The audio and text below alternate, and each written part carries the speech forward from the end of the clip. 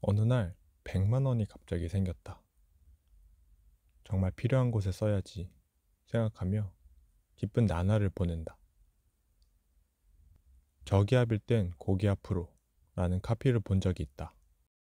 배가 고파서 기분이 안 좋은 것도 아닌데 스트레스를 받는 날엔 왠지 고기가 땡긴다. 원 플러스 원 표시는 일단 눈길 한 번은 줘야 안심이다. 나만 이 좋은 기회를 놓칠 수 없기 때문이다. 주변 친구들에게도 베풀어야 하니 여러 개를 구매해본다.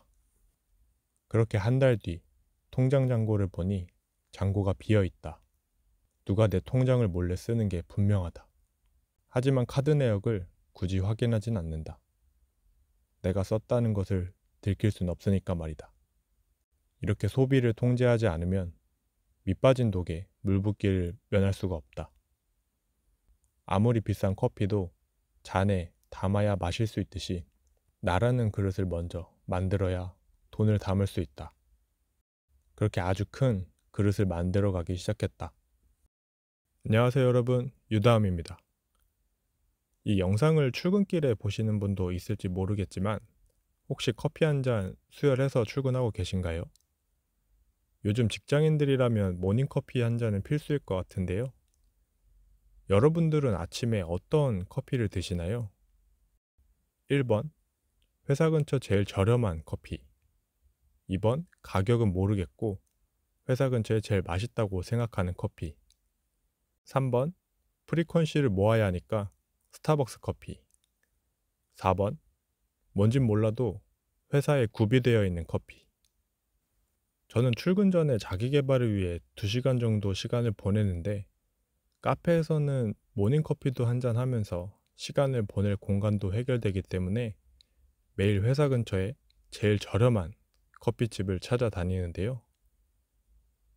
매일 1200원씩 소비하고 있지만 출근 전 2시간을 온전히 저만을 위해 보내는 것이 1200원 이상의 가치가 있다고 생각하기 때문이에요. 1억 모으기의 첫 영상은 자본주의에 대한 에피소드로 소비만 하는 삶을 살다간 자본주의 시장에서 퇴출될지도 모른다는 이야기를 했었습니다. 제가 소비하는 만큼 가치를 제공한 사람은 저의 돈을 가져가기 때문이죠. 그렇다고 해서 소비를 아예 안 할 수는 없으니 효율적으로 소비를 하는 것이 아주 중요하다는 생각을 했습니다. 그렇게 1억 원을 모으면서 시작했던 두 번째는 바로 소비에 대한 나만의 정의를 내리고 감각을 키워나가는 것이었습니다. 정의를 내리고 감각을 키우는 방법으로 제가 지금도 실천하고 있는 현실 자각, 안 쓰기, 잘 쓰기, 이 세 가지 방법입니다. 여러분들이 현금 5만 원과 체크카드를 들고 쇼핑이나 마트에 가서 5만 원어치 물건을 산다고 했을 때 현금을 낼 때 5만 원의 가치를 무겁게 생각할까요? 아니면 체크카드로 결제를 할 때 5만 원의 가치를 무겁게 생각할까요? 저는 현금이 돈이라는 실체가 있기 때문에 무의식적으로 더 무겁게 느껴지고 체크카드는 비교적 플라스틱 카드에 불과하다는 생각에 금액의 가치를 망각하기 쉬운 것 같더라고요. 게다가 요즘엔 치킨 한 마리에 배달비까지 2만 원이 넘지만 누워서 TV 보면서 클릭 한 방이면 카드를 긁을 필요도 없이 치킨이 문 앞에 와 있는 세상이잖아요.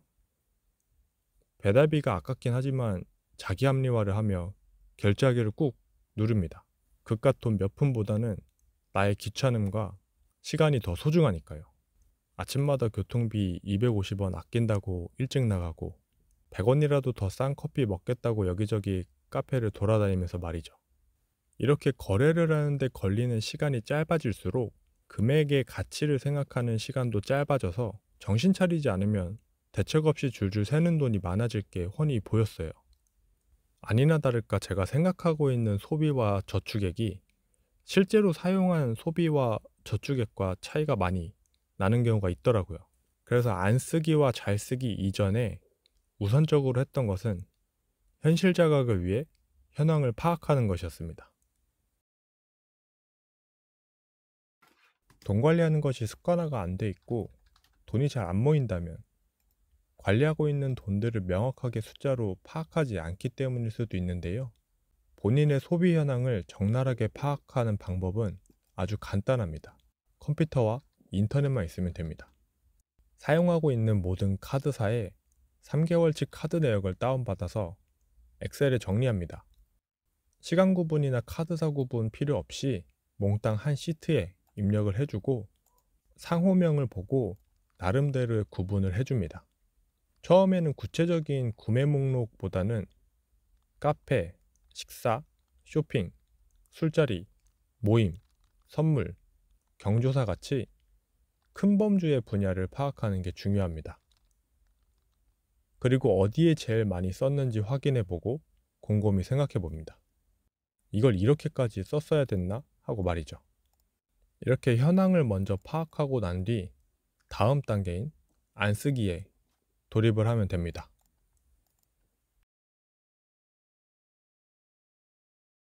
돈을 안 쓴다는 것은 결국 절약이라고 할 수 있는데요. 우리가 사용하고 있는 지출은 크게 고정지출과 유동지출 두 가지로 분류할 수 있는데, 고정지출을 줄이는 방법에 대해서는 지난 영상을 참고하시면 좋을 것 같고, 이번 영상에서는 유동지출을 줄이는 방법에 대한 이야기를 해보겠습니다. 제가 유동지출을 줄이기 위한 정의로 3가지 기준을 세웠는데요. 첫 번째는 남에게 보여지는 소비를 줄이기로 했습니다. 치장을 위해 옷이나 신발 같은 것을 필요 이상으로 산다든지, 과시용으로 물건을 산다든지, 향수 같은 것들은 잠시 포기하기로 했어요. 이런 것들이 중요할 때가 있긴 하지만 극히 드물기도 하고, 우린 더 중요한 절약을 목표로 하고 있으니 잠시 줄여보기로 합니다. 그리고 두 번째는 생계에 직결되지 않는 소비를 줄이기로 했습니다. 생계에 직결되지 않는다는 것은 아주 조금 편리함을 위해 사용하는 돈들인데요. 그래서 저는 구독 서비스 같은 것들을 줄였고, 택시 안 타기, 외식과 군것질을 최소로 줄이고 있어요. 줄이는 게 힘들긴 하겠지만 죽지 않겠다 싶은 것들은 다 줄여나갔습니다. 그리고 나서 3번째로 줄여간 것은 너무 먼 미래를 준비하는 소비인데요. 우연히 지나가다가 세일 상품을 봐도 나중을 생각해서 사는 것들은 하지 않고 있어요. 그리고 이거는 사람마다 생각하는 것에 따라서 다르겠지만, 저 같은 경우에는 상조나 생명보험, 암보험 같이 나중에 벌어질 일을 보험으로 드는 것들은 들지 않거나 최소 비용으로 세팅을 해놨습니다. 이렇게 저는 남에게 보여지는 소비, 생계에 직결되지 않는 소비, 미래를 준비한 소비로 구분을 해서 줄여야 할 것들을 나열한 뒤에 점차 줄여 나갔습니다. 안 쓰기라고는 했지만 정확하게는 안 쓰기로 노력하기인데요. 정말 안 쓰는 분야도 있지만 아직 노력하고 있는 분야도 있거든요.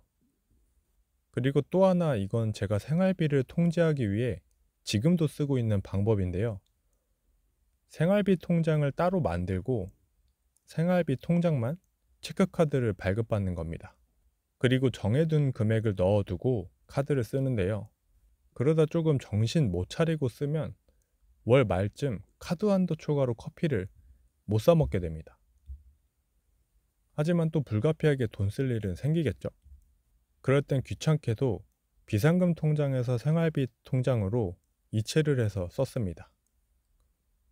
그러면 귀찮아서라도 안 쓰게 될 때가 있고, 안 써도 괜찮은 부분들이 생기더라고요. 물론 지금은 어느 정도 컨트롤이 돼서 비상금 통장에 체크카드도 들고 다니고 있지만 나름 효과적인 장치인 것 같아요. 이렇게 안 쓰기를 하는 이유는 기본적으로 저축액을 늘리기 위함도 있지만 가진 돈을 보다 잘 쓰기 위함도 있는데요. 저는 오히려 평생 아끼고 안 쓰게 되는 것을 걱정하기 때문에 보다 잘 쓰는 연습을 하고 있습니다.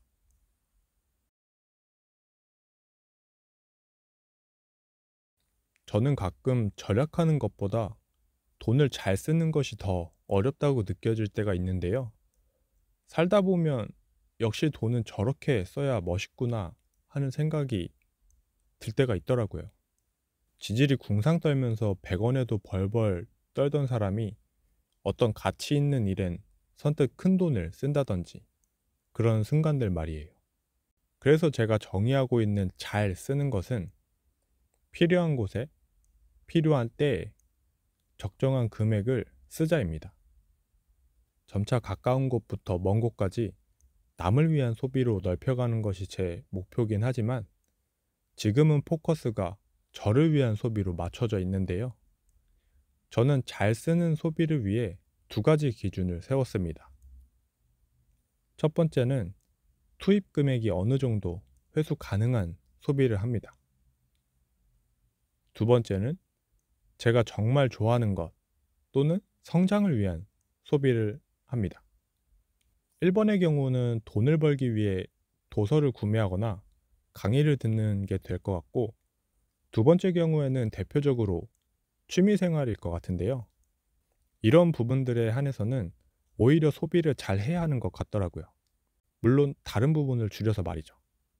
그래서 저도 작년엔 100만 원이 넘는 강의를 수료하면서 일당 10만 원 정도 받을 수 있는 일을 할 수 있게 됐고, 적성에 맞든 안 맞든 일단 본전까지는 회수해 볼 예정입니다.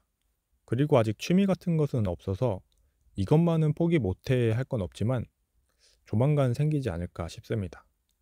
즉, 내가 좋아하는 분야의 소비만큼은 절약하기보단 더 효율적으로 더 잘할 수 있게 잘 쓰기 위한 노력이 필요한 것 같더라고요. 절약을 하면서 다른 것들은 다 포기해도 이건 포기 못해, 이런 분야를 찾으셨다면 여러분들은 성공한 거나 다름없습니다. 그것이 본인이 좋아하는 것이고 잘하는 것일 확률이 높다는 얘기거든요.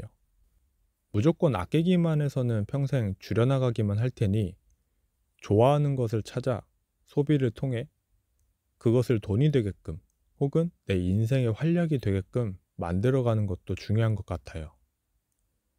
물론 투입한다고 무조건 회수되지 않을 수도 있겠지만 그것도 자신을 찾아가는 과정이라고 생각이 되고, 그렇게 조금씩 자신에게 투자를 하고 소비하는 연습이 필요한 것 같습니다.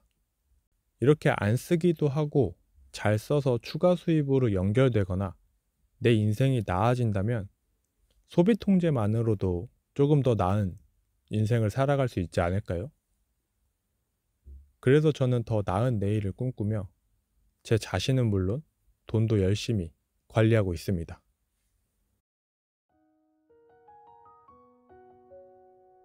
밑빠진 독에 물붓기를 벗어나기 위해선 밑이 빠지지 않도록 아주 단단한 그릇을 만드는 게 중요하겠죠? 그래서 저는 소개해드린 것처럼 현실을 자각하고 안 쓰기와 잘 쓰기를 통해 소비를 통제해 나가고 있어요. 그렇게 3년이 누적되면서 1억 5천만 원 정도 모을 수 있는 그릇이 되었고, 지금도 그 그릇을 조금씩 더 크게 만들어가고 있습니다. 저는 무조건 안 쓰고 평생 절약만 하는 것을 오히려 지향하고 있는데요. 무조건 안 쓰는 것도 습관이 돼서 정작 써야 될 때를 구분하지 못하면 더 비효율적인 절약이 될 수도 있다고 생각하거든요. 언젠가 더 큰 소비, 더 효율적인 소비를 위해 지금은 잠시 고통을 참아내고 있을 뿐이에요. 오히려 저는 소비 통제를 하고 나서 돈을 더 잘 쓰고 있다는 생각이 들어서 더 좋더라고요. 쓸데없는 돈 걱정도 사라지고 어떻게 하면 이 돈을 나를 위해 잘 써볼까 생각하다 보니 돈을 쓰고 나서 후회하는 일이 거의 없어졌거든요.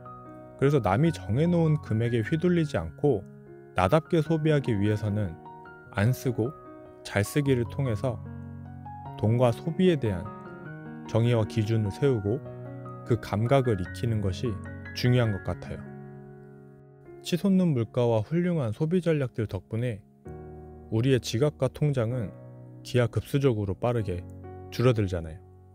피땀까지는 아니겠지만 그래도 나의 귀중한 9시간을 투자해서 벌어온 소중한 월급을 지키려면 정신 바짝 차려야겠죠? 여러분들도 자신을 위한 알찬 소비 습관을 만들어 자본주의 시대를 즐길 수 있는 인생이 되시길 바라면서 다음 영상으로 찾아오겠습니다. 그럼 다음 한 주도 파이팅 하세요.